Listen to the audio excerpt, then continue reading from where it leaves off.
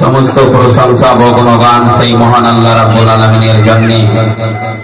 যিনি অক্ষয় অক্ষয় নিরাকার নিরঞ্জন ওয়াহদাহু লা শারীকা লাহু,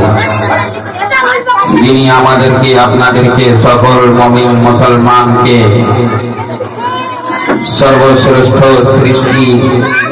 এই সৃষ্টিকুলের মাঝে বানিয়ে আমাদেরকে দয়ালু আকা আহমদে মুখতার সৈয়দ আবরার महबूबे किरजगार नाइबे परवरदिगार मदनी ताजदार अहमद मुज्तबा मुहम्मद मुस्तफा सल्लल्लाहु ताआला अलैहि वसल्लम उम्मती हওয়ার সৌভাগ্য সকলে বলেন আলহামদুলিল্লাহ।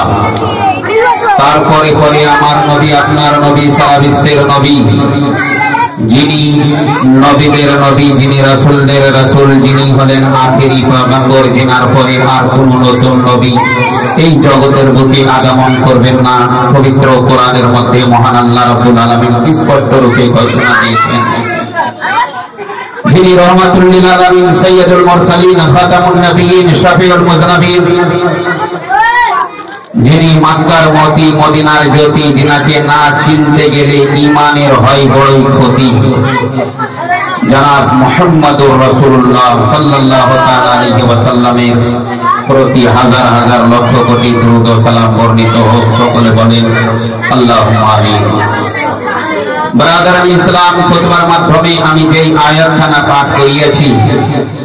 মহান আল্লাহ রাব্বুল আলামিন পবিত্র কোরআন শরীফের মধ্যে স্পষ্ট রূপে ঘোষণা দিয়েছেন,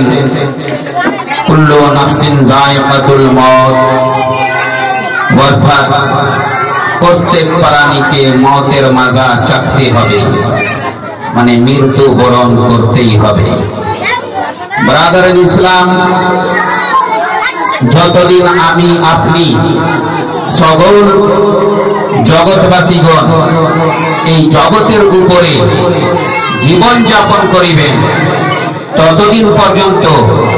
আমাদের প্রত্যেকের কর্ম প্রতিফল আমাদেরকে আমাদের নামায় আমলে লিপিবদ্ধ করা হবে। আর যখন আপনি আমি এই জগৎ ত্যাগ করে কবর মাঝে শুয়ে পড়ব, তখন জগতের মতো আর কোনো আমলের প্রতিফল নামায় আমলে লিখা হবে না, কারণ আমলের সঙ্গে থেকে আপনার সম্পর্ক খতম হয়ে যাবে বাবুজি। তো এই জগতের বুকে বেঁচে থাকা কালে আমাদেরকে ওই সমস্ত জিনিসের লক্ষ্য করে চলতে হবে, যেইগুলো মহান আল্লাহ রাব্বুল আলামিন আমাদেরকে আদেশ করেছেন, যেইগুলো আল্লাহর নবী রাসূলে দো জাহান সাল্লাল্লাহু আলাইহি ওয়াসাল্লাম আমাদেরকে করতে আদেশ করেছেন, এবং আল্লাহর রাসূল যেইগুলো জিনিস থেকে আমাদেরকে বঞ্চিত থাকার আদেশ করেছেন, সেই সব জিনিস থেকে বঞ্চিত থাকতে হবে। ব্রাদারান ইসলাম, এই খুতবার মাধ্যমে আমি যেই হাদিসটি পাঠ করিয়েছি, হাদিস শরীফ রয়েছে সুনানে ইবনে মাজার মধ্যে, আর এই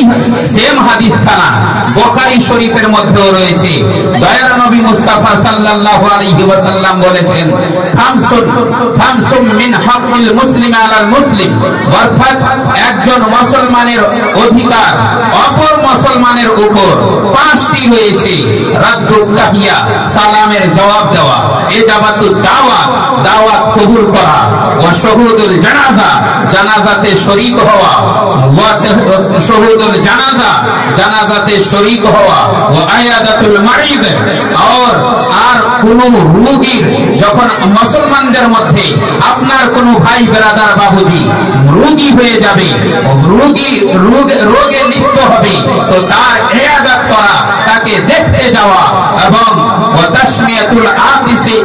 ইযা হামিদাল্লাহ, আর যখন কোন ব্যক্তি ছিকবে আর ছিকার পরে সেই ব্যক্তি আলহামদুলিল্লাহ বলবে, তখন আপনাকে তার জবাব দিতে বলতে হবে, আপনাকে বলতে হবে ইয়া রাহমাকাল্লাহ, মানে ছিকনেওয়ালা, আল্লাহর প্রশংসা করবে, এই মতো আল্লাহর প্রশংসা করবে। সমস্ত তারিফ মহান আল্লাহ রাব্বুল আলামিনের জন্য